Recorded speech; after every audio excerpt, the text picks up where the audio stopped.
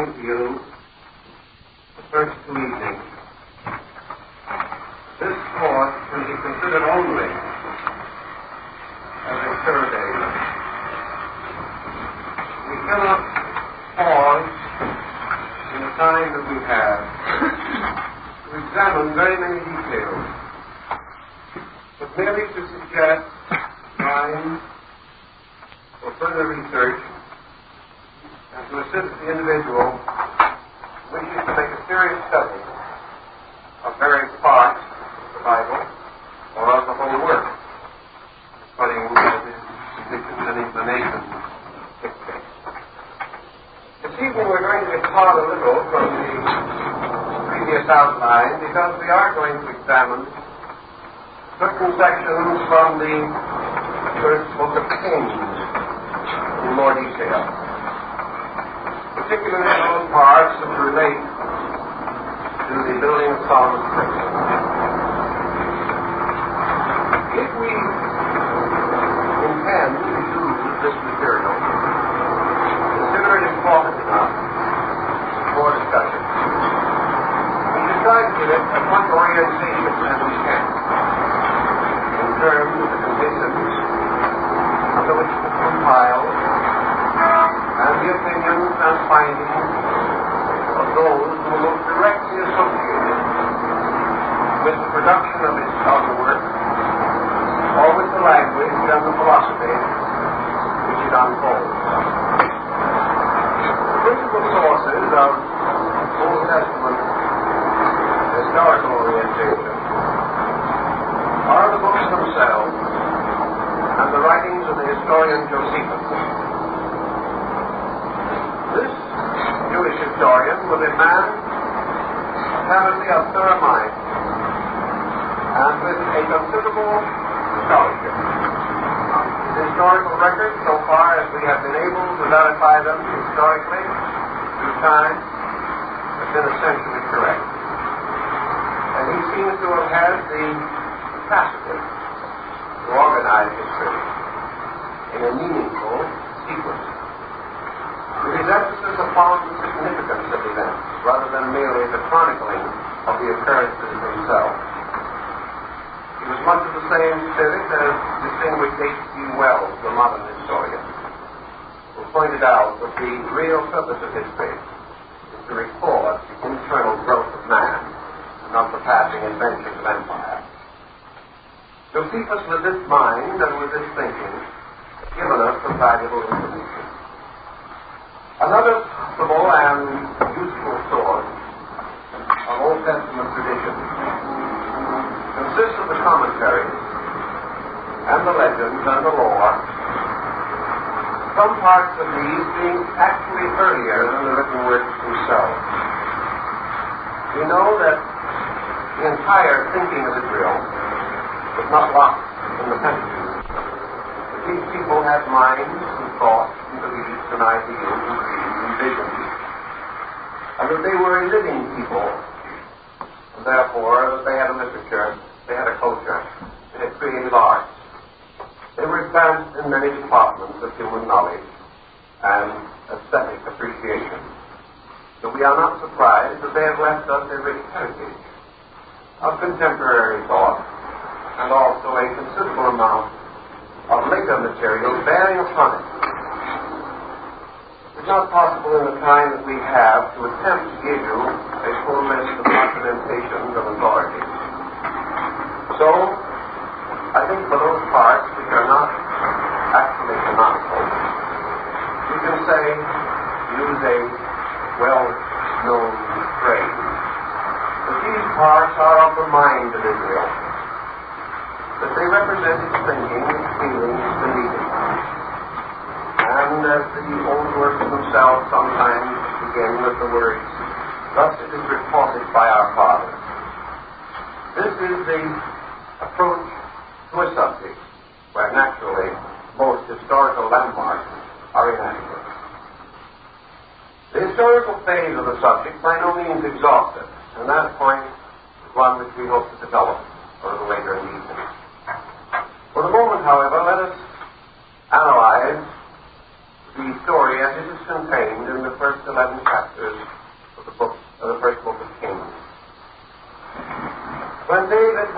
to his father according to the will of the Lord. Solomon, his son, became king of Israel. Solomon was at that time 12 years of age. And his name was not Solomon. His name was given to him much later. His name was Jedediah, which means the friend of God. He was the son of David and Bathsheba. And he inherited a crown of Israel, not only the glory of David, but the burden of David. And we find frequently referred to in these early writings the sins of David, and how these descended upon Solomon, and the sins of Solomon, and how these descended upon Israel. But for our present moment, we are concerned with a young man who inherited a strange and peculiar task, appointed to him not only by David his father, but by Samuel the prophet, the great teacher of Israel, the man who had dared to reprimand David before the court of Israel. David has been likened to the character of King Arthur in the legendary and lore of Britain. During David's lifetime, the people of Israel were in almost constant warfare. It was the work of David to consolidate the great country, which was gradually coming into social and political existence. For the reign of David was a reign of wars, but of tribulations and of burdens, and of political peace in Israel. And therefore the great purpose and dream of David's life was not fulfilled. For he had dreamed and hoped and prayed that it might be to him given, that he might build the everlasting house of the eternal God in Israel.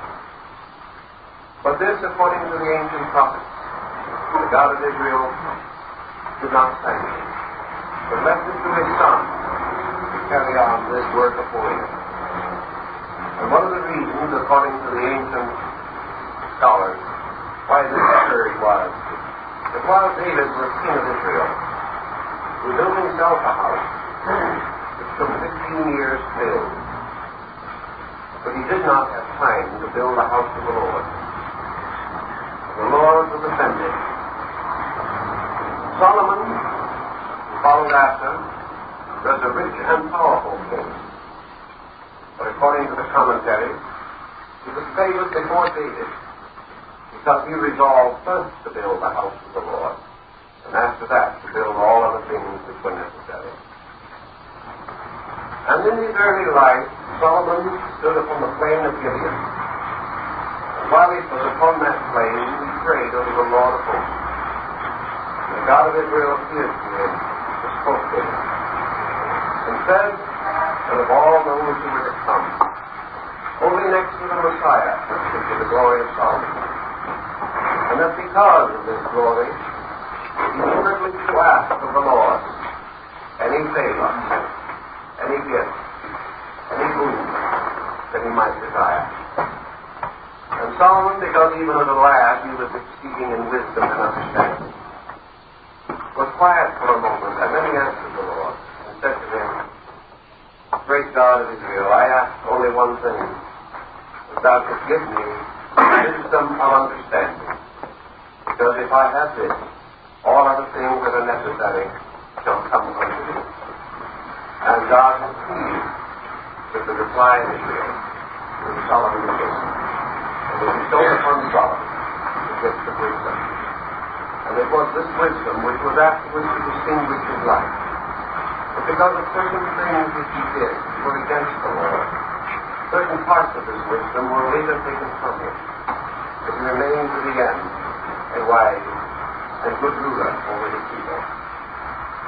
Now Solomon, realizing that it was his first duty from his father, David, that he should build the everlasting house, first then resolved to form a partnership with a neighboring ruler with whom he was very friendly.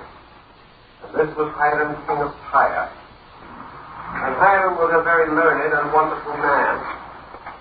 And there are still in existence in the ancient Jewish writings copies of letters between Solomon and the king of Tyre. letters were principally upon the level of philosophy, and these asked the others, strange questions that sought the answer.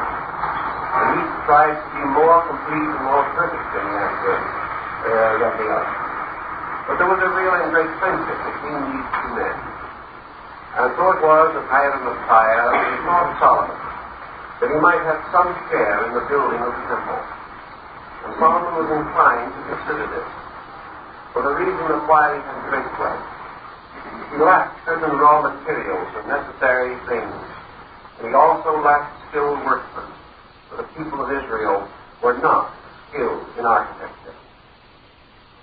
So he sent to Hiram of Tyre and asked him to invoke the presence of the Ionian artificers, or builders, the great tribes of guildsmen, who had been concerned with the building of the great temples and monuments of antiquity.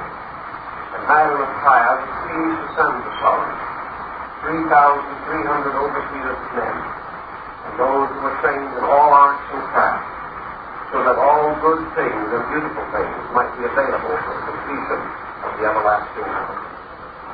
And as the plans progressed, there were two thoughts in the mind of Solomon. One was derived from his father David. But David had told him that, my son, Israel is rich with the gold that has been taken from captive nations, and there's many precious and wonderful things which have been booty and loot from the armies and for a military expedition. But it is not seemly that any of these should be used in the building of the everlasting house, for it would not be right or good before God. But these things which have been taken in strife should be used for the adoration of God. Therefore, David admonished Solomon that he was to use only such wealth, such means, as had come from the people themselves, have been given freely, or have been gathered by regular means, so that there could at no time be any stigma upon the treasures of the house, and that they would never be seen or thought of or believed or known as having been gained by violence or destruction. So Solomon was very careful of this, and he was able to fulfill this task because of the great wealth that he gained through his own ingenuity and various means. One of his methods of attaining this wealth was through his practice with the king of Tyre, for Tyre was a merchant field before. And Solomon equipped ships and engaged in trade and barter and exchange throughout the land of the Near East. And the men of Israel were not sailors, nor were they used to the sea. So Hiram of Tyre supplied the Syrian navigators, and they shared the profits from these great expeditions which led them into many parts of the world. And from such sources as these, Solomon gained the treasures necessary for the building of the everlasting house, and did not force to call upon any spoil of battle for the ornamentation or the decoration of the house. The second thing that concerned him most deeply was of his own problem, for he desired to build his house in the place which the Lord of hosts had designated, but he did not know where God wished him to build the temple. So again he entered into great prayer, and he went into fasting, and he meditated for many days, and he besought the Lord to show him the place upon which the house should stand. And the Lord of Israel came to him and led him by the hand, and told him to go to a certain place upon Mount Zion. And when he went to this place upon Mount Zion, he came to a little piece of land which was owned by two brothers. And this land was their threshing floor, where they brought their grain. Now these two brothers were very dear and near to each other, but were strangely different of their circumstances. One brother was a bachelor and very poor, and he had no means of livelihood except his share of the grain, which was stretched upon the threshing floor and placed in two heaps equally, one half for each brother. His brother was a rich and powerful man and had a large family and many children. And he also took his part of the grain largely because it was his by right. Now in the dark of the night, the Lord told Solomon to go to the threshing floor of the Jebusites, and there in the silence of the night to wait and behold the wondrous workings of the Lord. So So Solomon went and stood there in the shade of a tree where he could not be seen. And in the moonlight he saw the poor bachelor brother go out of his house in silence and in quietude, and without letting anyone know. And he went to his heap of grain, and he took a large part of that heap of grain, and he carried it over and sprinkled it upon his brother's pile. And he did it so carefully that it was not noticeable. Yet he had given away a large part of his grain. And he did this because he was a bachelor, and although he was poor, his brother had many children, and therefore he felt that his brother needed more than an equal share. And Solomon watched and was deeply moved by this wonderful example of brotherly love, and he kept quiet and waited as the Lord had instructed him. And after this brother had departed, the other rich and wealthy and happy brother came. And he looked for a moment upon the pile. Then he went to his own pile, and he took a large part of the grain off and put it upon the pile of his poor brother. And he did this because, although he was rich and had many children, he did not want to offend his brother with charity. But he wanted his brother to have more than an equal share, because his brother was poor and had no other way of making a living. And neither wanted the other to know of the charity, lest it would offend them. And when Solomon the king saw this, he bowed his head in recognition to God, and he said, "Here, on the place which is the sign of kinship, of two unselfish brothers, each giving secretly of himself for the good of the other, I shall build the everlasting house." And thus it came that the rock Moriah was the ancient threshing floor of the Jebusites, where they had divided the grain and had come at night to give each more than his proper share. And when Solomon saw this, he realized that God had blessed this place, and he proclaimed to the people that the blessing of God was present in the service of these two, and it was a proper and appropriate symbol of a sanctified place set aside for the highest and the noblest of human condition. And so here Solomon built his everlasting house. Now the story of the building of Solomon's temple is very largely a description of the methods and means of the erection, the designing of it, the departments into which it was divided, the size, and all the other circumstances. And we know that the Ionian workmen that were sent by Hiram of Tyre labored long and diligently upon this house, and the masters of this group designed the wonderful fittings and ornaments of the temple.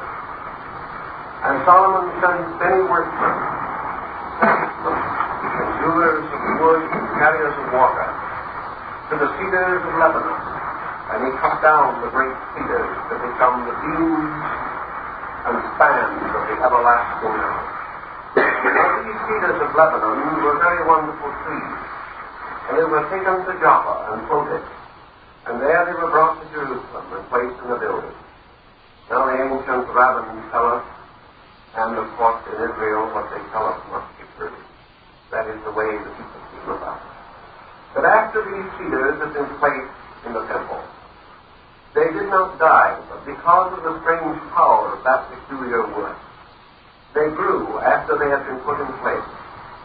And they burst forth into branches, and they turned green, and they were made alive and filled with life by the incense smoke arising from the altars of offering. And these strange trees bore strange fruit which was not of their kind. And the young priests of the temple, in great tribulation of time and in famine, were fed by the fruit that grew from the pillars of Lebanon that were in the everlasting house. Now the temple of Solomon, according to the story, took 7 years to build. And during these 7 years, many strange and wonderful things happened. During these years, not one workman sickened or died. During these years, not one instrument of the workman was dulled or broken or worn. During these 7 years of the work, there was no discord among all these workmen. They labored together in peace, and happiness and tranquility was upon the place, and no one sickened and no one died during the building of the everlasting house. And when finally at the end of 7 years the house was finished, Solomon was told by the Lord that he must not open the house upon that day, the day of its completion, but that he must wait, because the dedication of the temple must occur in the month of the birth of Abraham. So nearly a year passed before the coming of the day of the great dedication of the temple. And when that day came, Solomon went toward the place of the Holy of Holies, and upon the doors of the Holy of Holies were the brazen figures of the cherubim, guarding forever the sacred place. And as Solomon approached the doors of the Holy of Holies, the doors closed in his face. And it was a strange and mysterious thing, because the doors could not be opened. And in this time, and on this occasion, Solomon knelt in prayer before the gates of the Holy of Holies. And he besought the Lord to open the gates, and they remained closed. And he prayed in many ways for the opening of these doors, but they were not opened until the Lord whispered in his ear the thing that he must say. And Solomon raised his hands to the Lord, and he said, Lord, in this day of the great rejoicing, remember now the worthy work of thy son David, who came before the king of Israel. And at the word David, the doors opened, and the great prophets and priests bowed their heads, because they knew that at that moment the divine will had forgiven the sins of David. So there are many strange and wonderful accounts about the story of the everlasting house. And in the completion of this work, which Solomon had begun according to the law of his father, there was a change. Suddenly the workmen began to grow old, and their tools broke, and they could not use them again. And many of them died. But the master of the workmen, a man of Tyre, who had been brought by Hiram to make all of the great instruments for the temple, a man by the name of Hiram, who was the son of a widow. According to the ancient writings, he and he alone, of all the workmen, was permitted to enter heaven without death, for he was taken up among those who did not die and placed with the Lord for 1,000 years.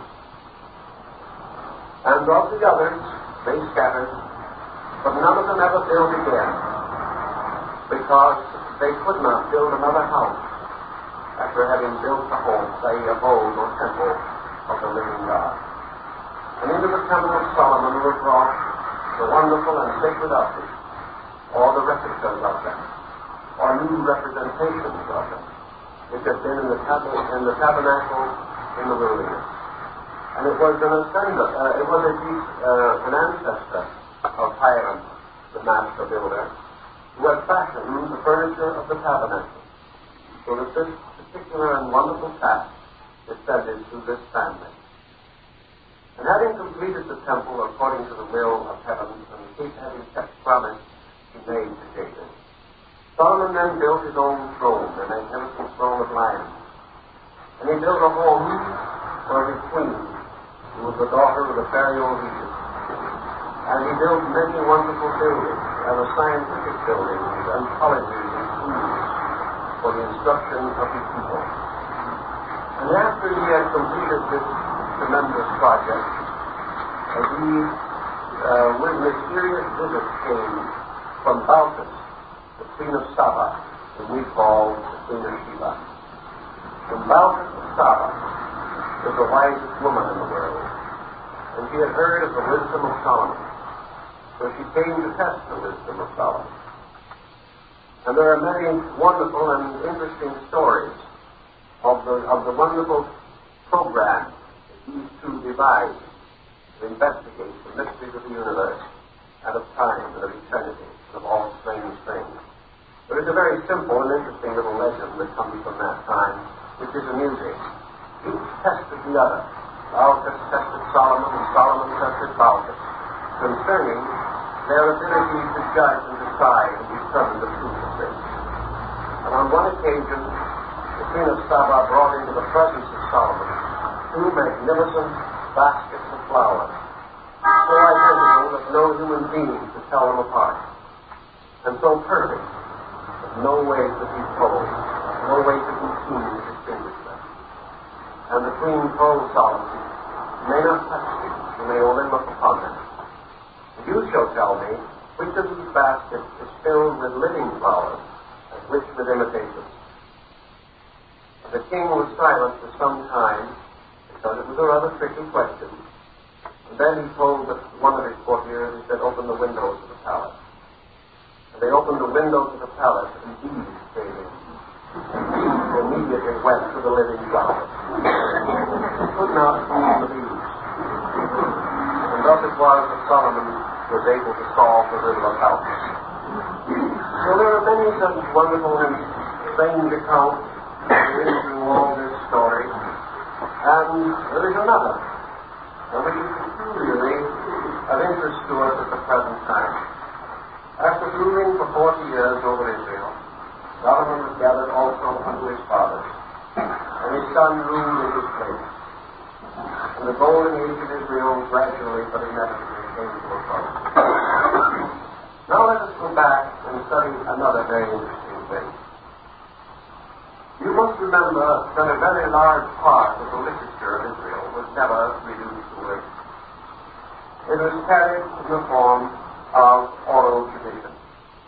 And the word in Hebrew which covers the thought, oral tradition, is Kabbalah, which can literally and factually mean the unwritten. Now, oral tradition is inevitable in many parts of the world. Our American Indians never had any other tradition but the oral. And yet they preserved a strange and wonderful record of the essential principles of their culture. There was an oral tradition also in Israel, dealing with matters that were too deep or too mysterious, or had come from such antiquity, that the extremely limited language of the country, and particularly its written form, was not sufficient. We sometimes wonder why the old Jewish people gesticulate so tremendously in connection with conversation. That is rather simple. They had to. It has come down in their bloodstream since the beginning, because their language only contained about a half of those words to express their meaning. The rest they had to fill in with gestures and with motions of their hands and various ways of indicating, very much as small children do today. Instead of trying to tell you a thing at a certain height, they will spread their hands and show you the size of the object. It was much simpler, especially in these old days, when the written forms were most inadequate. But the oral tradition in Israel centers around a number of very interesting things. It is perpetuated in what may be called the thought. And the thought is the assembly of the wise. And the thought represented that peculiar group of elders from whom these traditions were carried down century after century, generation after generation. And even after the diaspora and the scattering of Israel, these elders continued to keep the tradition. In fact, it is rather fortunate that the elders did, because the Torah, that is the Pentateuch, and many other parts of the Bible were 3 times destroyed during a period of biblical history. And had not these elders been able to restore it from their own knowledge, the work could not have survived. But because they had this record, and because many of them could recite the entire Torah, the few who survived were able to restore the work time after time. But in the oral tradition of these people, there are very interesting stories and legends, and we want to tell you about one of them tonight because it ties in with Solomon. It ties in with a great many of the elements of the story of the temple and of the circumstances that led up to it. And this story begins really before man begins. And it is the story of a mysterious and strange book. Now, according to the word of the elders, there existed in the beginning, in the universe, in the mysterious depths of things, with God, a strange book. This book was written by the living hand of God. It was traced in mysterious characters upon tablets of sapphire. This book shone with all the light in the world and lighted heaven before the sun and moon were fastened. It had never been named. There was no designation ever given to it. It was simply called the book.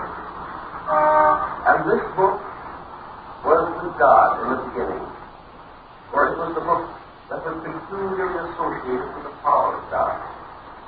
And at the time before the fall in the ancient legend, when Adam attended the university of the angels in heaven, the angel Raphael brought down to Adam from God the book and placed it before him and said to him, "Here is the book of the knowing of all things that may be known.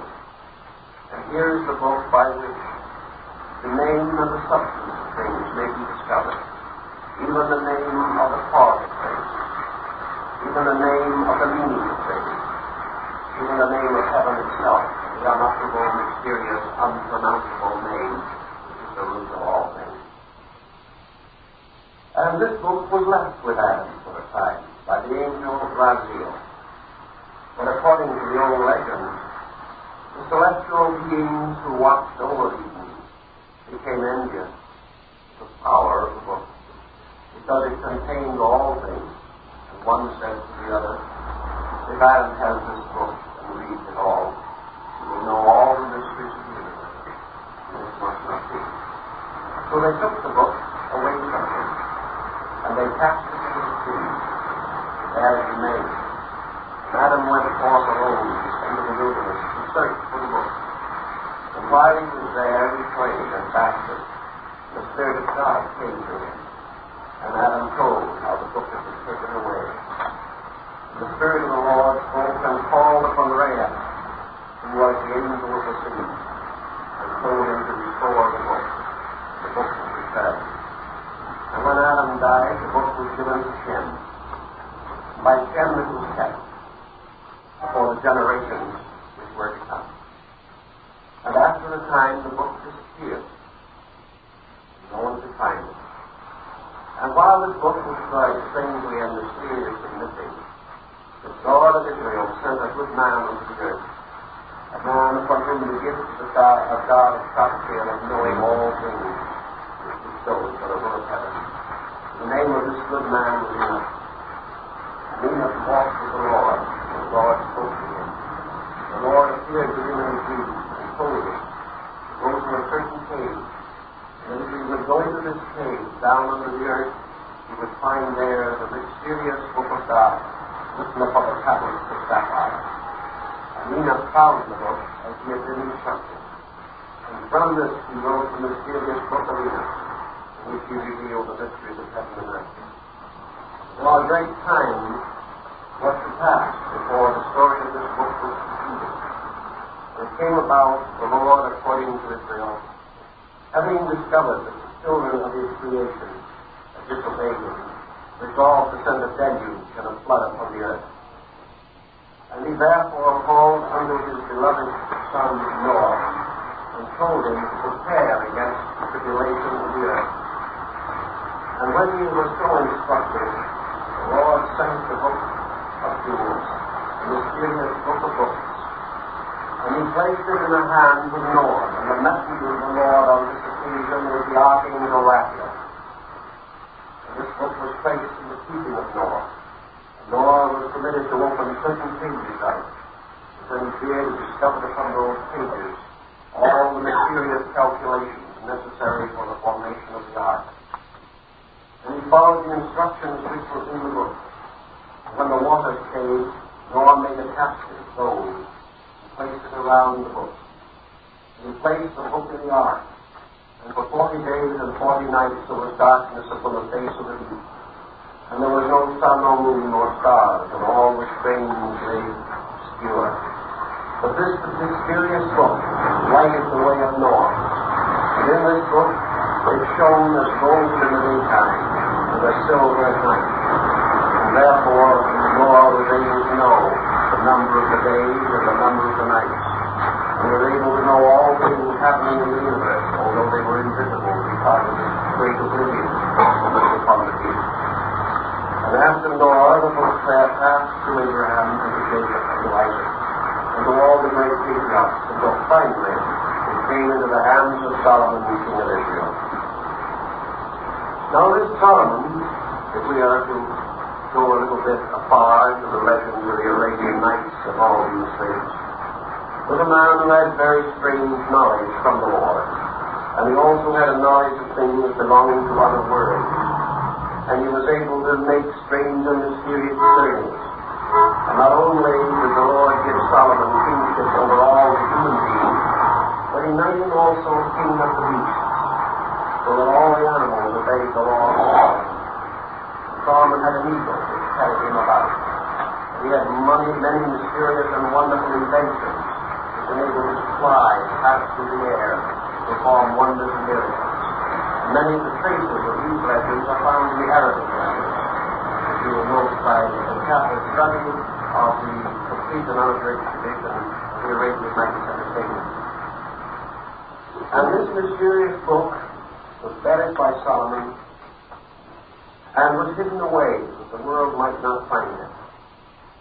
But the old ones, the elders, maintained that from the beginning of the world there had been not only the Torah, which was the revealed law, but there had been a hidden law, which was truly the secret doctrine of Israel. And that this hidden law was the key to the law and the prophets. And that only by the turning of these keys several times in the great lock could the mysteries of the Shekinah's glory and the macabre of the law be made known. One of the earliest examples of this conception or this belief is in connection with the Proverbs of Solomon. For the ancient rabbinical writers calculated these proverbs at 3 times the number of the editions that is published. The answer being that each one contains 2 others, and that each proverb was therefore 3 complete works if the individual knew how to interpret its meaning.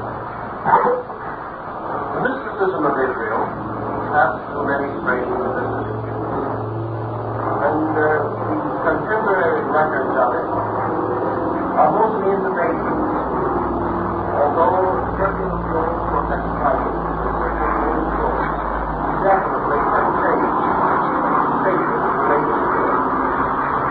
And that very much, however, is been put together, the story of this mysticism, in any complete pattern, further back than about 6th or 7th century B.C.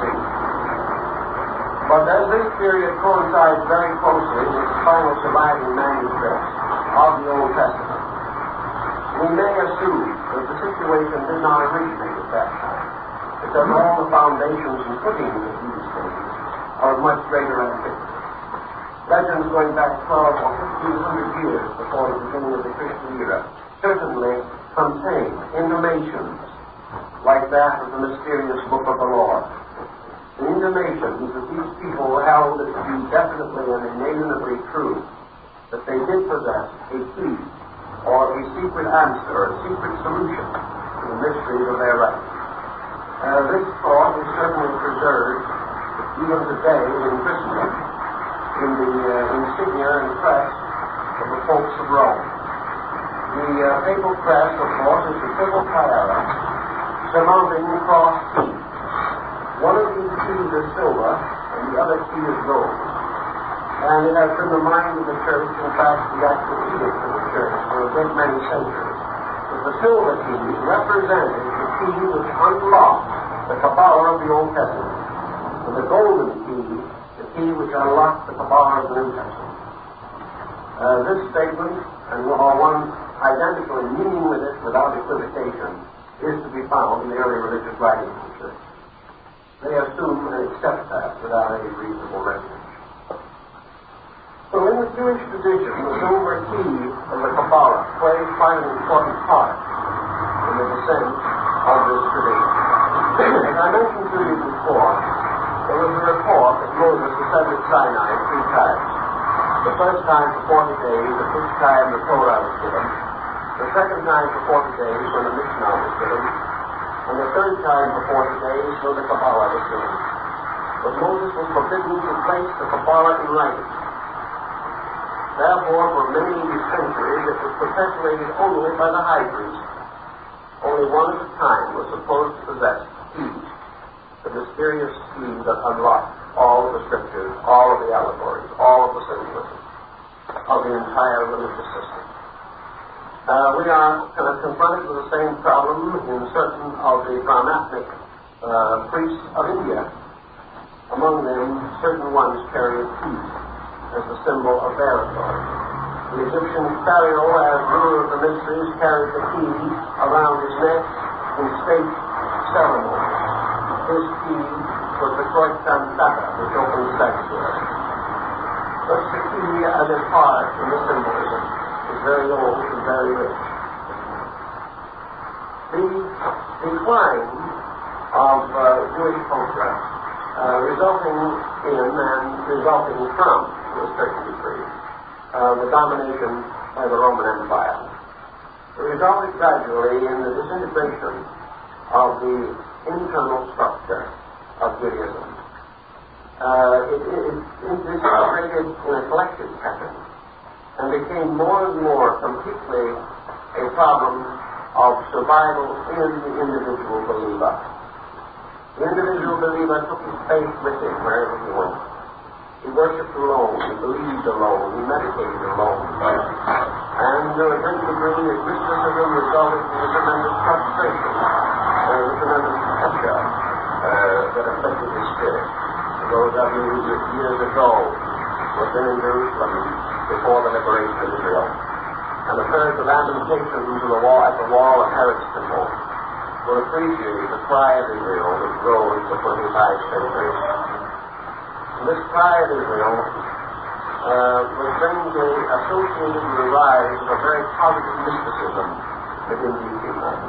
They turned more and more within themselves in search of truth, in search of salvation, consolation of spirit, security of life. So we are not surprised that as the early Roman persecutions began to affect Israel, that the mystical dimensions of their doctrine were revived. And probably one of the greatest leaders in this revival was the Rabbi Akiva. Rabbi Akiva, who flourished about the beginning of this year, slightly earlier, restored or gathered all of the great legendary, all of the great lore, all of the fading memories of his people, to restore as far as he could their concept of life. And he is accredited with having created a work called the Sefer Yetzirah, or the Book of the Beginnings. This does not constitute an historical work. The Sefer Yetzirah is actually the story of Jewish philosophy. It is the story of the concept of creation and of the organization and generation of worlds which underlies the Mosaic theory. And Rabbi Akiva also was one of the first to introduce a complete system of philosophy among his people, dependent entirely upon letters and numerical equivalents. He therefore suddenly gave to the ancient works a new and powerful interpretation. He admonished against the changing of the spelling of names and things of that kind, an admonition which again occurs in the book of Revelation. And he warned these people that even the sounds of the sacred words were valuable and important and meaningful. But particularly, he developed a system of philosophy by creating analogies between the letters of the Hebraic alphabet and the elements, dimensions, directions, powers, and forces of nature. He was able, therefore, to use letters to spell out living things. And there are many legends about Rabbi Akiva, some of which are no doubt apocryphal, and others are no doubt efforts to symbolize his meaning or explain the thing that he himself was trying to explain. For example, Rabbi Akiva could take letters. For instance, he could take the letters of the word for dove, and he took the letters and he fashioned them completely and put them together in a magical way, and they came to life and flew away like the dove. Because everything that the Rabbi Akiva did with letters became that thing. When Akiva made a house out of letters, the house was there. When Rabbi Akiva made a bird, spelled the name of the bird, and breathed upon it, the bird flew. because he fashioned the letters, not in the traditional way, but in a magical way, so that every letter formed a line, and every line contributed to a certain pattern. And when the pattern was perfect, it was no longer a symbol, it was the thing itself, and it came to life. So the Rabbi Akiva would take the words of the Bible, the words of Scripture, and they came to life. He could take the name of God, and it came to life, and became a radiant, living, and eternal thing. And everything that Akiva fashioned out of numbers or letters became immortal and lived forever. It's a very strange series of legends. There are certain indications that this parallel may have been partly due to the earlier experiences during the 5th and 6th centuries in which Jewish scholars became acquainted with the early development in Greek mathematics. We know that between the 3rd and 6th centuries, Greek scholars visited Jerusalem, and also the Jewish scholars visited Athens, and became associated with the philosophical systems there. And there is much in the thinking of Akiva that indicates indebtedness to Pythagoras.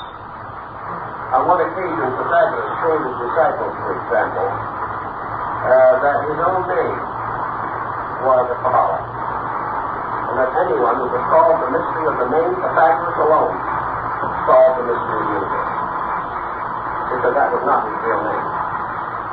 And so it was with Akiva. Akiva would let no man know his name, because he said the man who knew his name could control him forever, because every man has a secret name. And if that name comes into the power of another, that control passes with it.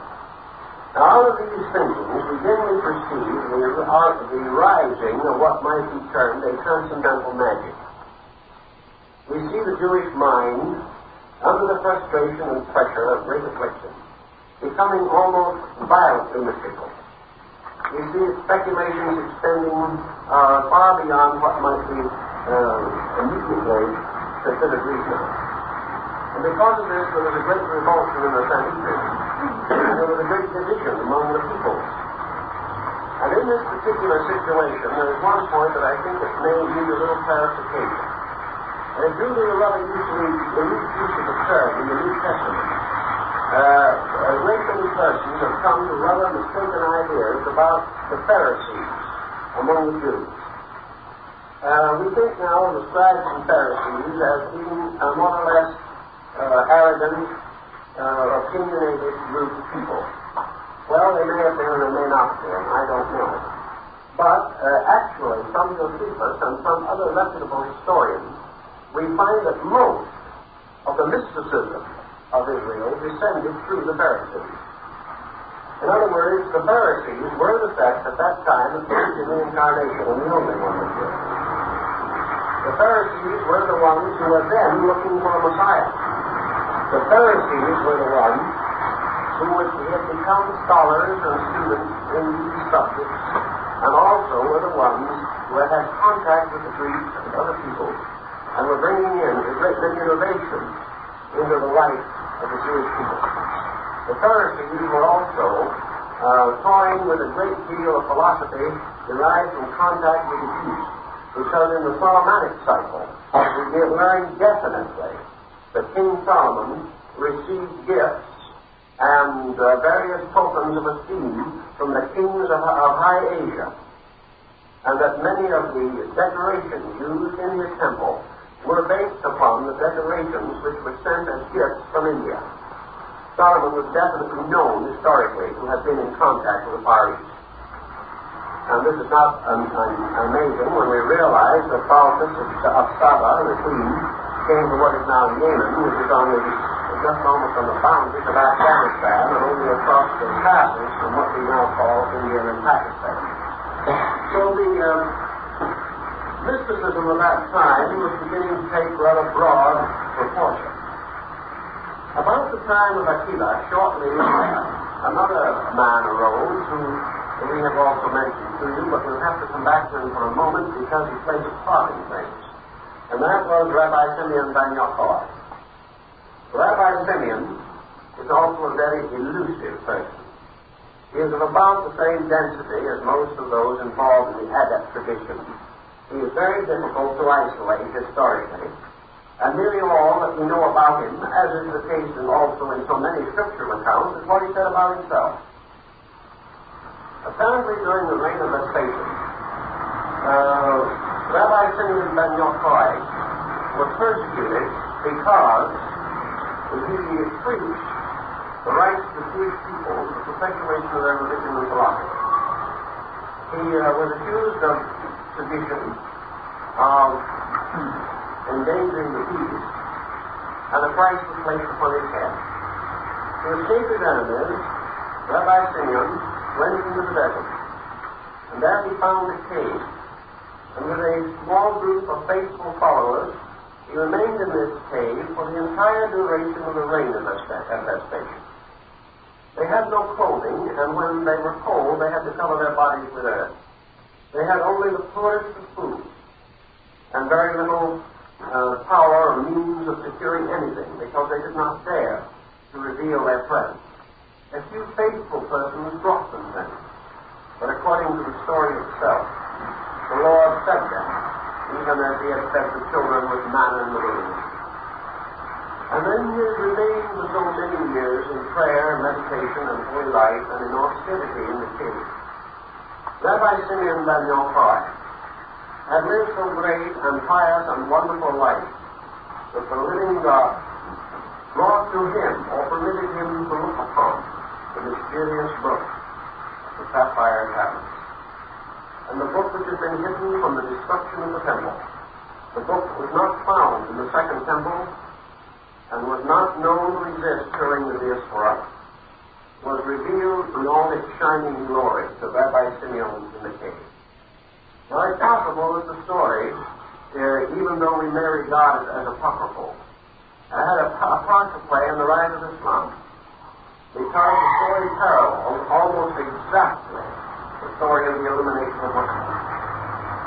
As you remember, Muhammad, a merchant of Mecca, a good man, pious, but was horrified because of his own internal integrity by the degradation of the city in which he lived.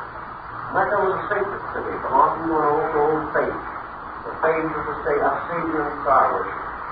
But it had declined and decayed until it was nothing but a place of merchants and thieves to rob pilgrims who came there in faith and belief. And the soul of Muhammad was offended, and he prayed that some way might be found for him to cleanse Mecca. And Muhammad, as a man, never had any ambitions outside or beyond Arabia, and his principal ambition was the cleansing and the purification of his own city.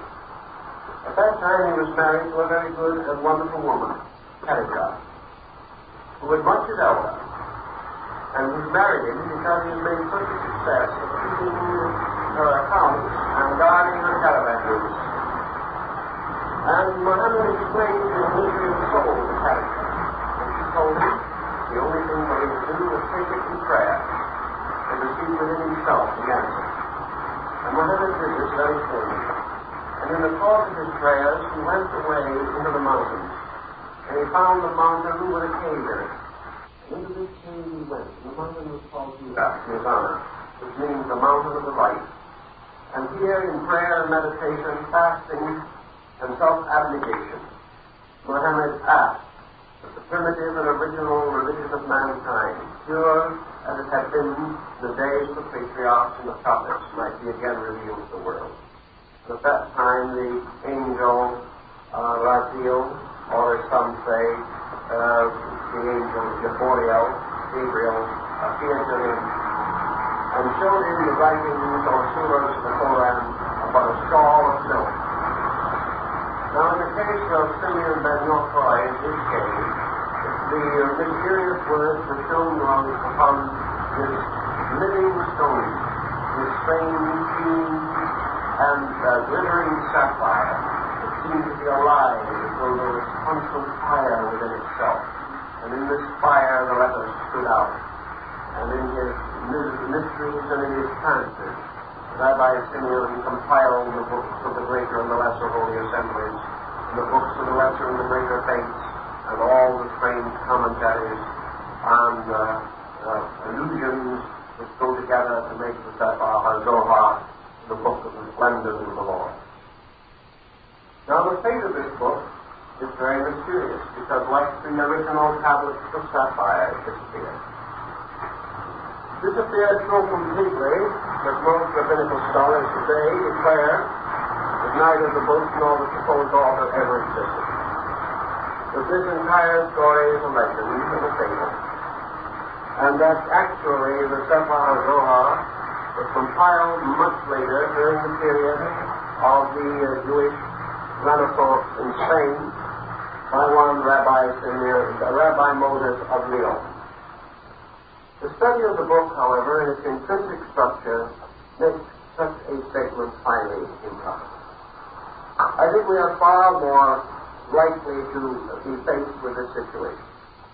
Namely, that the books of Simeon ben Yochai, like for that matter the Pentateuch and the entire Old Testament, was carried for centuries in the minds of certain persons. But due to the destruction of the books, and you must remember that in those days books were not numerous as they are now. One Jewish scholar figured that at the time of Solomon, there were probably not more than from 20 to 30 copies of the Pentateuch. This would make the book highly vulnerable to destruction. The burning of cities, the recapturing of people, the looting and destruction of their sacred belongings would very well make this book inaccessible, if not entirely extinct. The fact still remains that there is no copy of the Jewish manuscript of the Old Testament earlier than the 9th century A.D. And that means that in all probability, most of the older manuscripts did perish because of the small number of them that existed. As the Roman conquest and the persecution of Rabbi Simeon is studied in this light, it is very possible that most of the Sefer HaZohar, which is the great scripture of the Kabbalah, did not descend through 12 or 1300 years in written form, or if in written form at all, in only one or two carefully guarded and cherished manuscripts. Perhaps like those manuscripts that are supposed to have fallen into the keeping of Nostradamus from his ancestors, as a result of their carrying these books around with them from the time of the diaspora to the final settlement in Nevada. So the fact most likely is that Rabbi Moses of Lyon either came into the possession of a very ancient manuscript, or else that he was able to gather together from the wise, from the Hasidim, from the learned ones and the scholars, this record, this story, and painstakingly prepared it for ultimate publication.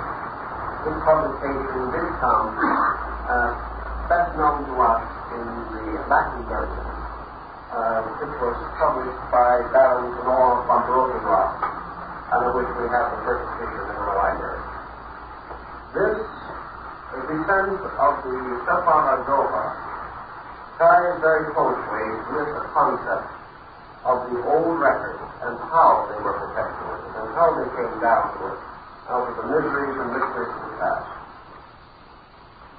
Now to consider then the three books which, according to the Cabalism, are most important in the development of their literature. They call these the Sefer Yetzirah, or the Book of the Formation, the beginning, the origin of things, particularly containing the mystery of the ultimate remembrance. Things in the Sefer Yetzirah that are worth remembering. For instance, there is the angelic alphabet, and the paradisical writing, and the letters and characters used by Adam before the fall. All these strings and wonderful fragments form part of this curious, remarkable relic or fragment of antiquity. The second work, of course, is the Sefer HaZohar, the Book of the Pleasures. And most Kabbalists, strangely enough, include the third one that we would not expect to have been included. And that is what they call the Sefer HaBachalis, or what we call the Book of Revelation. These three, then, they consider to be the primary works relating to the secret doctrine as it is preserved in the Bible. Now, the actual doctrines of Kabbalah become interesting to us on a number of grounds. In the first place, we are concerned with the origin of such doctrines. We are also concerned with their orientation in world thought. We are concerned with the methods and probable authenticity of their perpetuation. And we are also concerned, to a certain degree at least, with the possibility of their contributing further knowledge or enlightenment or assisting in the correction or emendation of material relating to the biblical time or to the various books of the Bible. We know that these writings originated from the same people and at the same time, and therefore that they have a basic utility and it should be given at least some consideration. The Kabbalah primarily divides into about 5 or 6 parts. We think of it as a single tradition.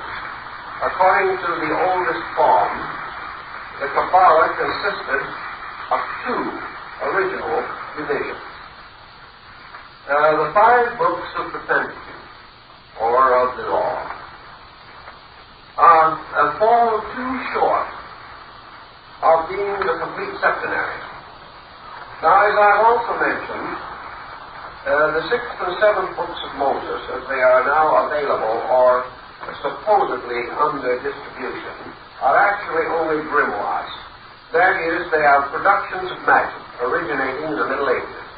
They are not actually genuine productions of Moses or of the period in which Moses lived.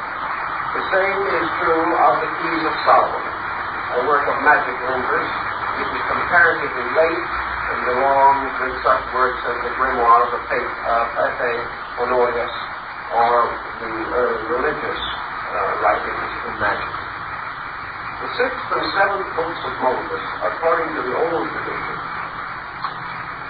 were the 2 works which completed the Torah, or the Pentateuch, or completed the law. Now, the 5 books corresponded in the Mosaic belief to the first 5 days of creation. The 6th book was the 6th day, and the 7th book was the Sabbath. Now, the 6th book, according to the priesthood, was the Mishnah.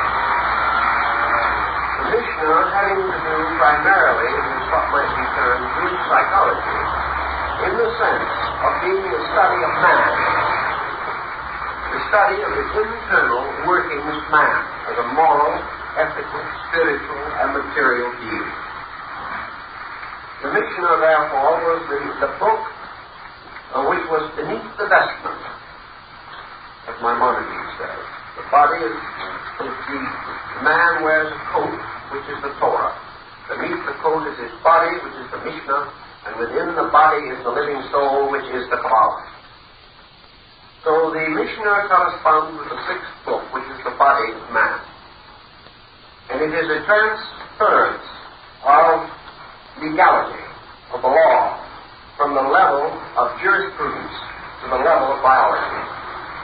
It is the motion of the laws governing the universe, from the stone tablets to the living constitution of the human being. Therefore, the Mishnah is the law in life, or the living law, rather than the law upon tables of stone. The Mishnah corresponding consequently to the 6th day, according to the old thinking, left the 7th day, which was the great Sabbath. Now, the Sabbath was the day of the silence. The Sabbath was represented by the center, around which gathered the directions. In these cases, and under this symbolism, the 6 faces of the cube. And in the center was the rest, or the point that moved not. And this great rest was, according to the doctrine of Israel, the spiritual experience of the Kabbalah. For the Kabbalah was that which gathered all the directions again into the center, which cast from the center all to the directions, creating a tremendous mystery of emotion in two directions at once. A motion by which all emptiness was filled and all fullness was empty. A motion in which all things moved to their fulfillment and at the same time moved to their center. And this center was the great quietude, the eternal peace, for it turned upon the axis of the Shekinah glory. Thus in the Kabbalah was the great peace, which was the Jubilee. In the same way, the Kabbalah became the symbol of the Messiah, which was the rest and the peace of all nations. By the same token, the Kabbalah became the symbol of the New Jerusalem, of the city which is to come, the city of the perfect fulfillment of the prophecies, the golden age, which is to bring with it the end of all strife, the mending of all ill, the overcoming of all doubt, and the world governed and ruled by the living presence of God, who is appointed and anointed ministers. So the Kabbalah represented all these things, but most of all it represented the great rest or the silence, the center. As one of the early writers called it, it was the great equilibrium. Because of this statement that is contained in the Sefer HaZohar. Unbalanced forces perish in the void, thus cast the kings of Edom and the giants of ancient days. So the Kabbalah was to Israel the great balance. It was a symbol of nothing too much nor too little. The perfect peace that fulfilled the law. For upon the seventh day the Lord rested. And on the Sabbath day, therefore, he set apart for the rest of men. And in Israel there can be no rest until the mystery of Israel is fulfilled.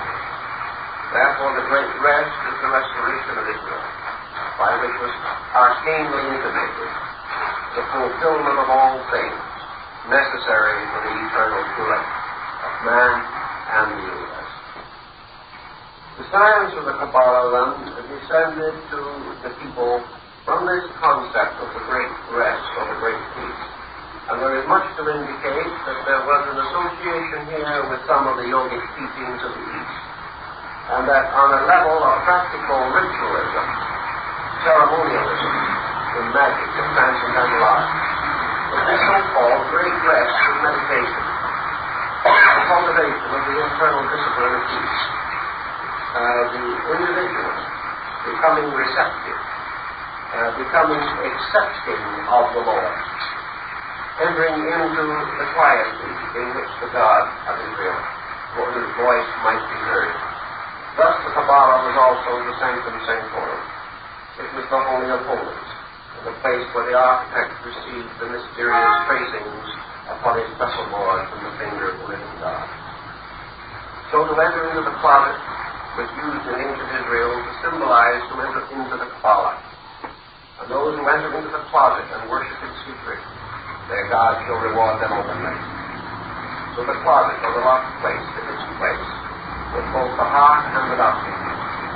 And by the strange and mysterious use of words, similar but not identical, it is possible to imply these various things by errors and by curiosities of spelling and structure.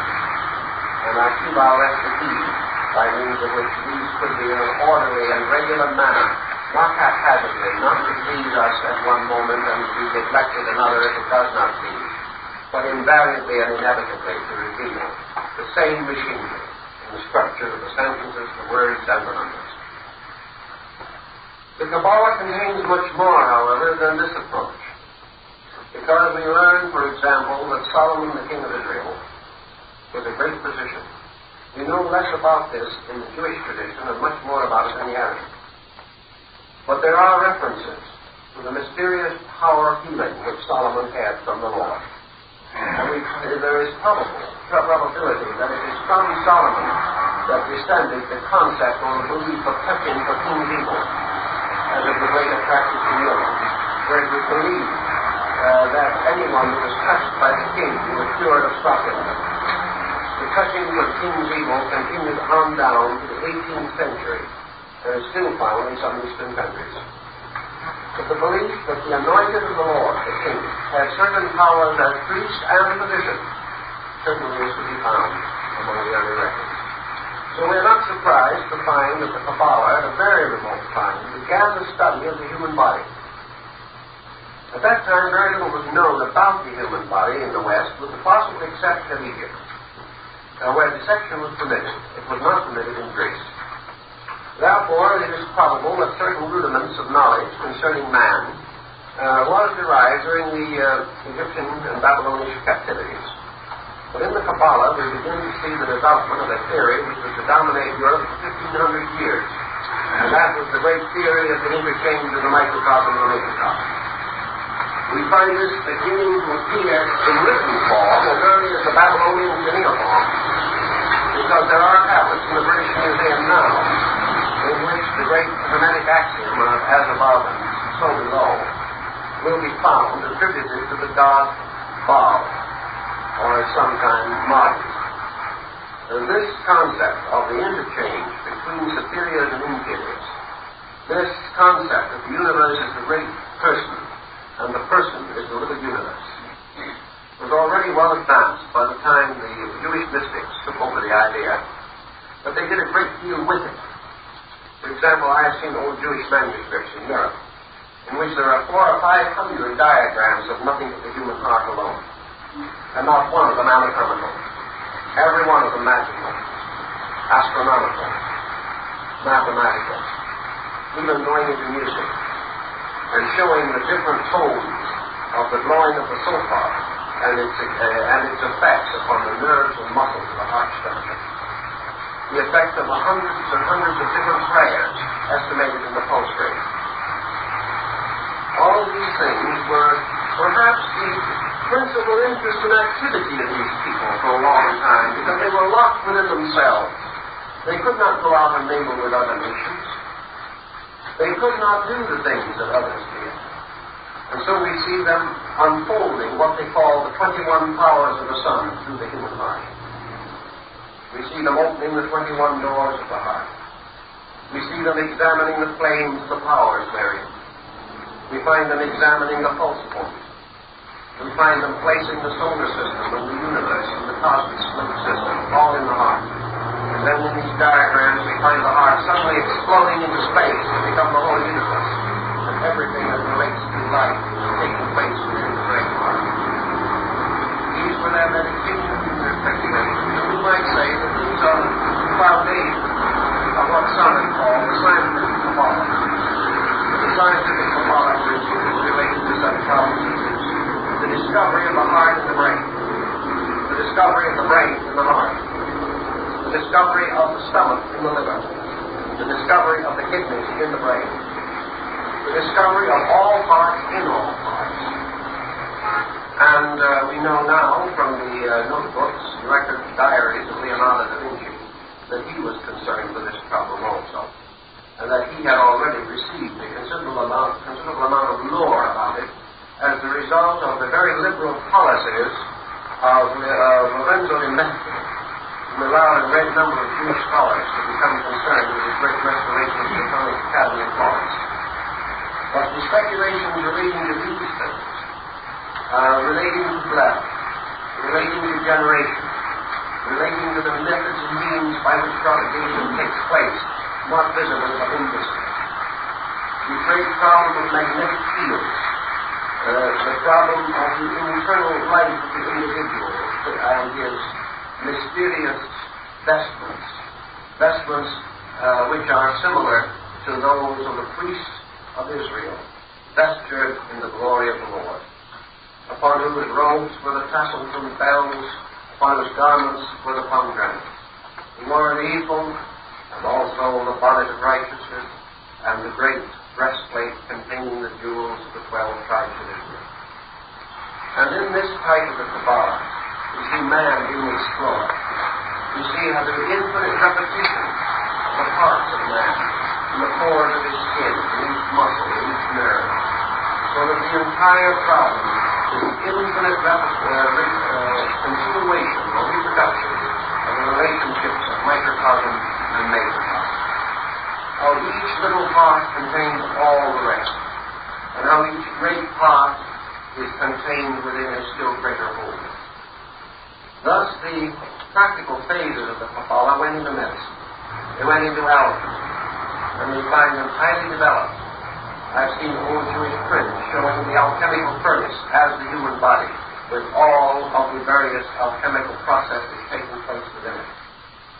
These men were strangely learned in their own way, and they were working from a distinct and definite fact.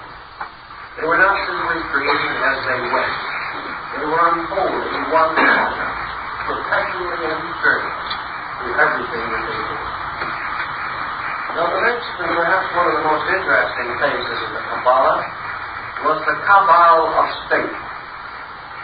This was the unfoldment of the implications of the Torah and the commentaries relating the government of nations. And in this phase of the Kabbalah, we see the human body again as empire. We see empire as a human body. We see the body and the empire as both of them symbolical projection of principles, called Sephirah, or the great, eternal, unchangeable archetypal jewels that lie at the root of every manifestation. And in the Kabbalah we learn, for example, much of the concept of archetypes. We learn, for example, that in the development of this doctrine, there is what is called reflection, not emanation. The Gnostics were the great emanationists. The Kabbalists were not primarily emanationists, they were reflectionists. In other words, to them, all things are reflections of their own superiors. Everything captures and holds the rays of the universe. Everything, therefore, like a photographic lens, contains a picture of everything else. And every energy bears not only its light print, but its purpose print, which it bestows upon the things which it illumines or vitalizes. So in the Kabbalah, we have the motion downward along what are called in the old writings the steps of Solomon's throne. Now in the old writing, we have the description of this throne. And we learn that it was a magnificent instrument that composed of many parts, and itself a microcosm of the universe, with one difference, that instead of these parts merely being gold and silver figures, every creature upon the throne was alive. It was a living thing. And this throne, therefore, was a great symbol of the living universe itself. But the development of the concept of Kabbalah followed the steps and platforms of Solomon's throne. And on these steps and platforms, we see the symbolism unfolding. And in the Kabbalah state, we see the great concept represented on one level in the heart of man, bursting forth into the concept of world government. We find it all unfolding in terms of a magnificent pattern or plan, the natural development of the Torah. So the books of Moses become not only the legislative code of Israel, but they become the skeleton of a living body of Israel, in which not only do we have the law and the prophets, but we also have the development of a great political psychology. These people believe that one of the great duties of man was to bring his own government into complete harmony with the government of the universe. And this they attempted to do, at least in secret, through their teaching. We must remember that during these hundreds and hundreds of years, these people had no temporal power. Therefore, whatever they did was a speculative work within themselves. There were not less for them. They were wanderers, they were not even citizens, they had no temporal rights, and they were pursued from one country to another. But even in this scattering of the tribes, the concept of a great government based upon the primary radiations of eternal energy, or at least this concept was already growing and developing within them. Now the next phase of their work was what has been termed the ceremonial Kabbalah. And the ceremonial Kabbalah deals primarily with the rituals of religion. And the concept of the Torah, these were formalities, set by the priesthood, according to the law of Moses. These forms could not be buried in Gothic oak. They had to be preserved exactly as forms, as symbols and ceremonies. For to depart from the form of the symbol was to betray Israel with the ancient law, but no man knew why. Your Kabbalah took hold of this problem with a very simple and direct statement, that all of these rituals and symbols had a meaning, and that it was the meaning and not the form that it was intended to perpetuate. Therefore, the formality was only a reminder of the meaning, even as words are only reminders of the ideas which are held within them. Therefore, that real and true religion had nothing to do with the physical formulas, except that these formulas were mysteriously symbols of something that was alive. The rituals and formulas were not themselves visibly and physically alive, but they concealed a living essence. They concealed a great power to the one who understood that. And this power was held in the concept of the ceremonial Kabbalah. The purpose of this Kabbalah being simply the illumination of the truth seeker, the attainment of identification with this great pattern of reality. So we have ways of looking at these things, and the old Jewish writers have thoughts about them themselves. Now you have, as we have pointed out before, a very interesting situation with Jewish philosophy that we do not have in any other situation of its kind. The Jewish religion is probably the most completely collectivistic faith that there is. And as I have mentioned in a previous lecture, the statement of the substance of it is as follows. There is no salvation for the Jew. There is salvation only for Israel. Now this is a very, very important thing. In the Jewish mind, the salvation of self, apart from the rest, has very little attraction.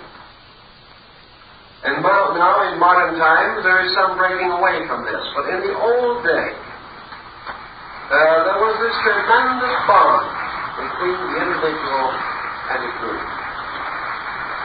Now back in the days when the Kabbalah was being formed and fashioned, this concept was strong.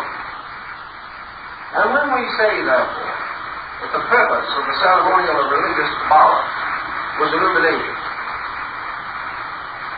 we know completely and definitely that the old scholar did not imply, or wish to have it imply, that this illumination was something selfishly for himself. Because his entire structure of faith made this impossible. Illumination for him, therefore, could only be like salvation for himself. It could only mean the preservation or salvation or the illumination of Israel. It could not mean himself as a person. Anything that happened to him, any light that came into his life, any spiritual content that was awakened within his soul, was awakened not for his use, not for his benefit, but for the good of Israel. And in reading back over the writings of the great rabbis over many hundreds of years, this is an inflexible rule. Namely, that the truly religious person, seeking to improve in any way, in virtue, in grace, in wisdom, in understanding, can have no motive other than the enlightenment of Israel. None of these things can do him any good, because there is no salvation for him apart from the salvation of Israel. Therefore, his works must be always for the common good, for through the common good he assures his own salvation. This is a complete reversal of many popular attitudes. Many have taken the attitude that if they took care of themselves first, then they could in leisure help others. Or they feel that by their own enlightenment they can achieve certain useful ends. Also, they believe that if the state becomes wise, it will save the people.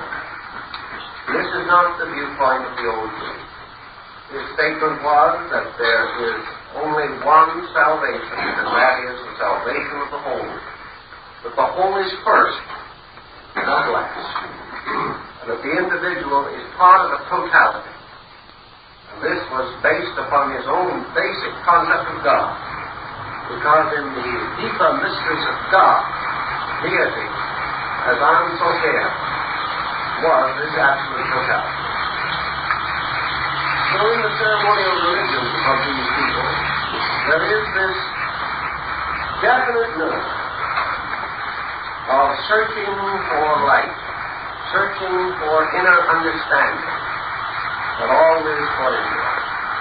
All is that the Jew may understand Israel. One of the old rabbis said in one of his works, "It is of no importance whether we are understood or not. All things are measured by what we understand." We may be misjudged by 1,000. This means nothing. But if we misjudge one, it is a disaster. That is the goal. So in this concept of totality, we find the rise of their ceremonialism. And we also find the key to their concept of Israel, which obviously, as we find in the Kabbalah, in its mysterious form, when all the parts of the universe are fitted together, when all the numbers are added together, when all things have been a time and a half time brought into the pattern. Out of all the words, out of all the 72 names of the great deity, out of the 72 powers of the archangel, out of the great name Shem Porash, comes, out of all these coming together into one pattern, blazes the single word, Israel. It is the totality of the totality. It does not relate primarily to the people at all. But for those who saw from the veil, it was enough that Israel symbolized the world. Now this caused the old Jew also to come to the conclusion that in some mysterious way within his own faith, and this is a highly controversial issue, but I think we must be fair to it, and that is that in some way he felt back through those times that in something, if Israel could be true, and we find this in his writings, if Israel can be true to Israel, the whole world of the Gentile is redeemed. In other words, in one of the old rabbinical commentaries, it says that God created many peoples. And that if one people kept the law, God would forgive the rest in their name. And it is a curious thing that this recurs so frequently in the study of the ceremonial Kabbalah. Now, another phase of the matter, which I think also has to be considered, and that is that in the times of the ancient Jews, sciences were not as far evolved as they are now. We do not have a great deal of record in the outward working of things concerning the scientific knowledge of that period among those people, because they were more or less isolated from the great centers of learning, and they were more or less wound up and not locked into their own way of life. But through the Kabbalah, we see that a great scientific concept was dawning among these people. We can trace it without a break for over 2,000 years. And we know from the condition in which we find it that it could not have reached that condition except by a great deal of early immaturity. So it appears that, again, the prophets, those who walked with God and who received the anointing of oil after the order of Melchizedek, were in some ways intuitively aware or inspirationally conscious of great principles of science, mathematics, of art, music, literature, and other subjects that we do not too well comprehend today. So we have among them the rudiments of the great sciences of cosmogony and the beginnings of the concepts of anthropology. The concept of cosmogony is a magnificent expansion in many directions and dimensions of space around the flame of the opening chapters of Genesis. But whereas this appears to be almost merely an outline to refresh the memory, the commentaries and the work of the old Cabalists expands their researches into this subject into thousands of times the length of the original. And in this concept we find a number of things for which the greatest authenticity and antiquity is allotted, and we have no reason to doubt it, because the words do occur, although sometimes without a very clear translation in the more familiar writings, but the words are there. And these words have to do, as the Kabbalah tells us, with the dawn of things, the formation of things from their own roots. Very little is available other than Noah von Rosenroth's Kabbalah Denodata to give us a clue to these concepts. In years past, in working with this subject, I have had the privilege of discussing it with several learned European rabbis. The rabbis in this country are certainly mostly not in a position to put it much. You have to go to the old rabbinical groups that have flourished or survived or struggled through in areas like Czechoslovakia or Poland, or one of these areas in which, in their desperate defense, they have held very tightly to all of the things which they believed and knew. I was talking to one old rabbi whose father before him had been a rabbi, and whose father before him had been a great priest of the faith in Europe. And he told me that he had seen in his grandfather's library, when he was a very small boy, he couldn't remember much anymore, he had seen priceless scrolls that had belonged in the family for centuries.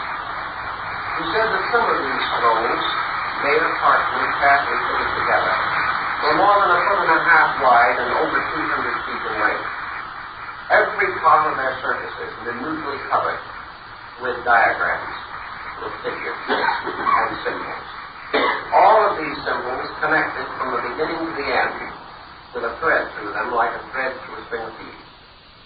That these diagrams had been studied by a few older rabbis, but that the younger ones were afraid of them, believing that they might be works of the devil. But these ancient manuscripts, Lord knows whether they have survived the struggles in Poland and Czechoslovakia and Germany in the last 20 years, we do not know. But these old manuscripts and records did exist. And they were records that represented a very careful and thoughtful development. As one of the older manuscripts says at the beginning, this is the writing about the root of things, and of that which grows from the root, and of that which bears witness from the growth, and that which bears fruit from the witness. I remember that old statement at the beginning of one of the manuscripts. These things are very interesting, and I think we cannot hope to go into them this evening in anything resembling an orderly way, but I do believe that they contribute one thing for us, and that is a certain thoughtfulness. I think they will make us perhaps a little more considerate, a little more gentle, a little more observing, a little more inclined to think about the possibilities of these secrets locked with the silver key, because they are part of the religion that we have attained for the most try to rebel, try to justify the adaptations that we have made. Now, in this problem of the Kabbalah, we know that the original concept began always with one point, and this point was called Ain. A-I-N, or A-Y-N. Now, the word itself is a wonderful word, because it says, when you break it down, something like this: I am a word. that I am the Word that can never be a word. When you see me, you see nothing. And I am only a word because through this word, or through this form, you shall become aware that I am not a word. In other words, this word is said to be the only word in the world which by its own substance and nature eliminates itself. When you see this word, you have seen that which has no boundaries, no dimensions, no beginning, no end, no middle, which has neither substance nor essence, which has neither name nor sound. Therefore, the letters themselves consist of a series of statements negating themselves. The more you study the word, the more fascinating it becomes. You could write an essay on it, on 3 little letters. And most rabbinical scholars know very little about it, but a few who have been at the old school can do wonderful things with that word. They can combine its letters in many ways. They can take the very letters apart and put them together in other patterns. But no matter what you do with them, the word always extinguishes itself. It always ends up by saying, "Thou shalt make no likeness of me in this world or in the world to come. Thou shalt make no graven image upon paper, upon stone, upon anything else but the living God." So this word is the word that contradicts itself, that wipes itself out. And in common parlance, it has been called the boundless. It combines the boundless, the nameless, the soundless. It is the hymn of everlasting that rises up, saying, "If I name thee, I deny thee." So the word may be known or experienced only in the silence. It is the name which vanishes away when it is drawn. There is reality. And the old scholar, the old Jewish rabbi said to his disciple, "My son, the hardest thing you will ever have to do is to rub out that one word. You can take away all other words, and that one will remain. If you take that one away, you have attained the salvation of Israel." So these meditations and musings are something that we don't talk about much. I don't know very many students of the Kabbalah that know anything about it. And I will wager you won't find this in books. But from age, which is the word which you will take away, comes insult. Now, insult is a combination of a word which must be removed and another word which can be allowed to remain. The word soap is derived from our same root as our word Sophia, and means wisdom. Ein Sof means the wisdom that cannot be possessed.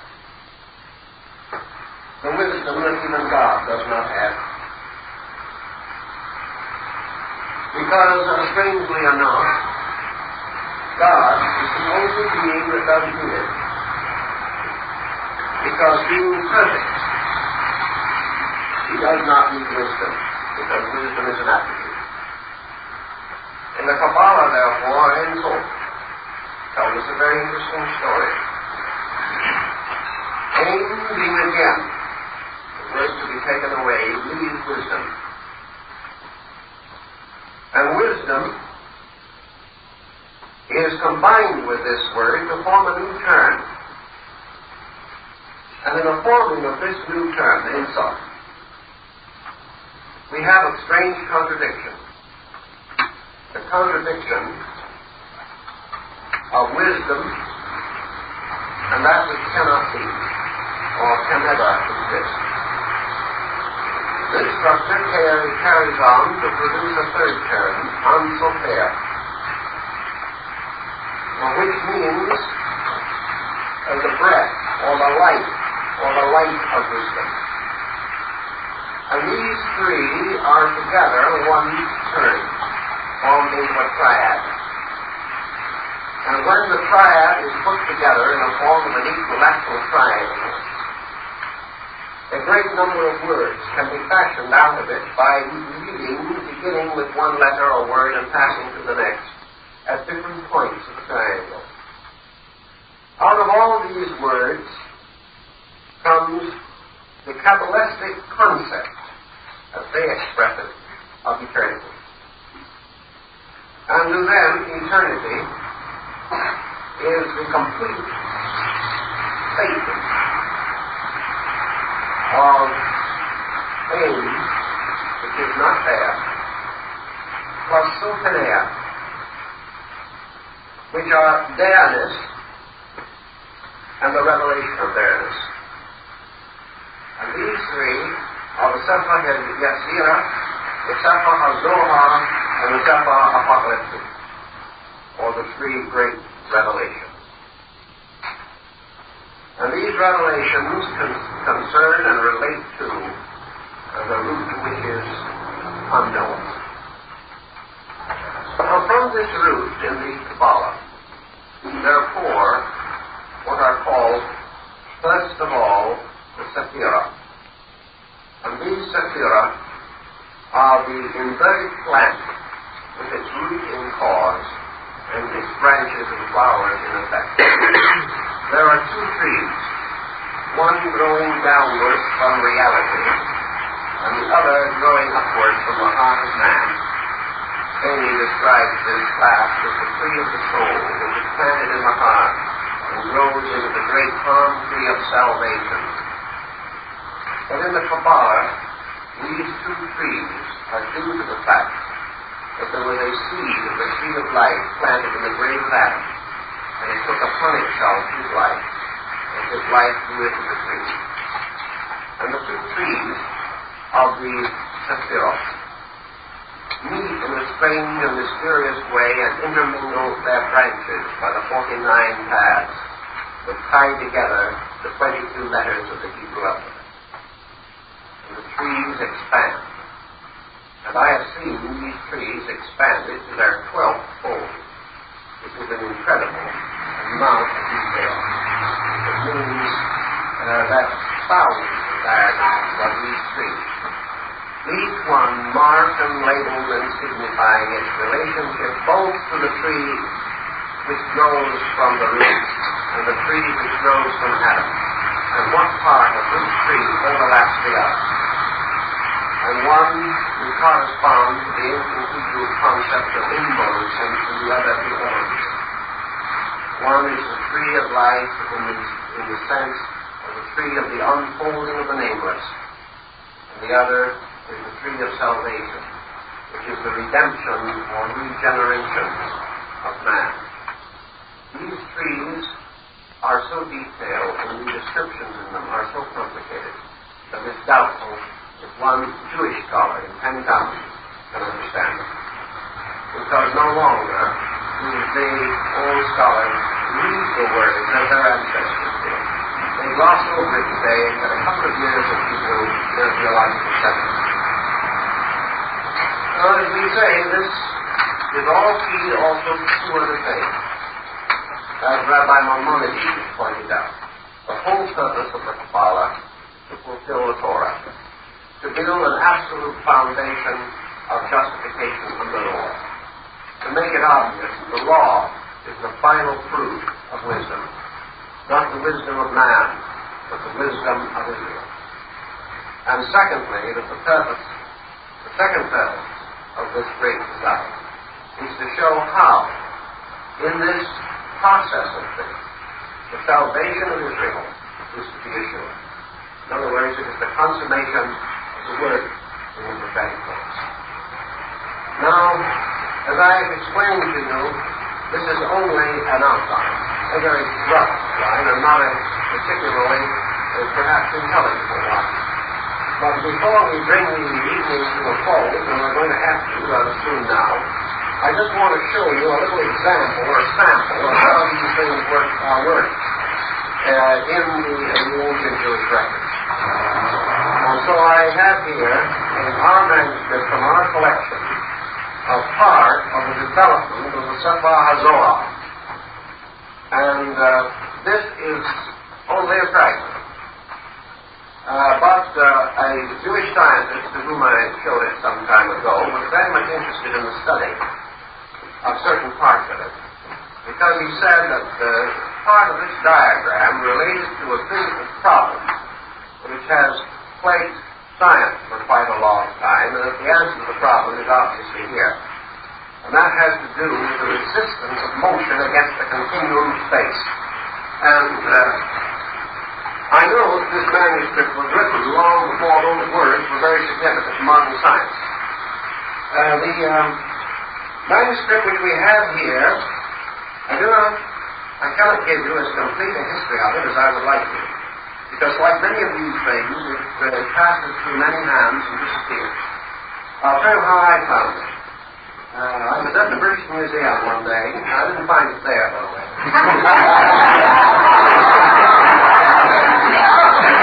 Going out of the museum, I noticed a little bookstore about a block from the museum itself, on an angle street leading into the front of the museum. And in the window there was a small reproduction in plaster of the head of the Queen Nefertiti of Egypt. And I was a little intrigued, so I went in. I asked him if he had any old books. He said he didn't think so, but there were a few things in the basement that he hadn't looked at for a number of years. So we took the floorboards up and went down a ladder into the basement.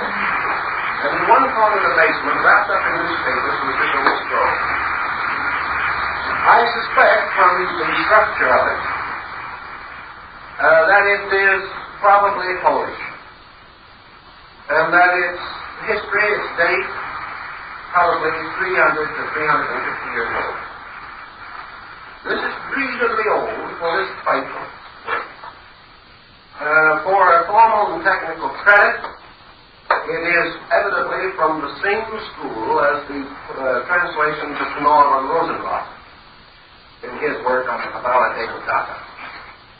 This is not a complete work. This is one scroll. And this particular scroll is concerned primarily with the Arach Elohim, which means the mystery of the 50 breaths of God. In other words, the mystery of the breathing of the creating power. And that with each of these breathings, orders of life are energized. And this manuscript deals with which orders of life are energized by what breathings. And also with the mysterious inbreathings, by means of which the aim, or the formal name for these beings, is breathed in and dissolved. So the work also contains the fact that we outbreathe the symbols of things, and in our inbreathing we remove the symbol or dissolve it again. And the symbol passes through our hearts, and there it ceases as the blood is purified. It is an amazing document, but it will give you some concept of the way in which these things were worked out. Now this is all written upon parchment that has been specially prepared. The pieces are fastened together with thin strips of parchment, because no thread, string, or cord is permitted according to the law or the Torah. When these manuscripts unfold the mystery of the universe, and here is part of the development of the Ein and the Ein Sof, and its extension through the first three spheres, which are the spheres of Abba, Ema, and Dea.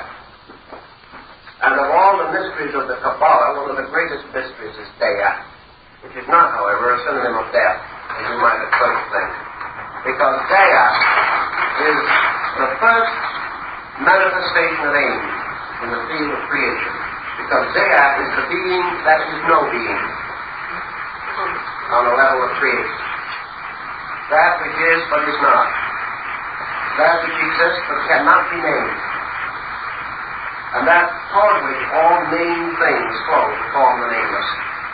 And this principle of Dea, as it appears in the Kabbalah, is set always here in the form of a cross. So here are the paths of the letters, the 49 gates through which Moses passed, and through which also Solomon passed, but where he was forced to stand and wait for the Messiah who would pass through the 50th gate. So this will give you a little idea of how these philosophies were developed. And here is a legitimate example, and we hope, it's a serious hope of ours, that one of these days we will be able to translate and publish the entire scroll with its commentaries from the Cabalism. Because I think it would give us something that would help us a lot. Perhaps it wouldn't all answer all the questions of the universe. Perhaps it wouldn't make us eternally wise. Perhaps it would, however, give us a little bit of better understanding of people that has wandered far along, that's gone through some very strange and terrible things, and has developed a great many pressures as a result of experiences through which it passed. Perhaps an understanding of these things would advance the brotherhood of peoples by helping us to realize that in the secret doctrine of Israel we have a very great and noble concept, and that it might be a wonderful thing if more Jewish people understood it better and found thereby not only a true key to their own religion, but a greater and deeper understanding which would enable them to find and experience the love of Israel among all men and among all people under the sun. I think this heritage would be important to be known. And in that I am not differing very much from the late Professor Einstein, who on one occasion said that one of the most important things that a Jew could ever do is to understand the Kabbalah. And that in that you would not only find a great knowledge, but most of all, he would find the center of his religion, the secret book, and that is the book of the great peace which would put his heart to rest. And so that's all for this evening.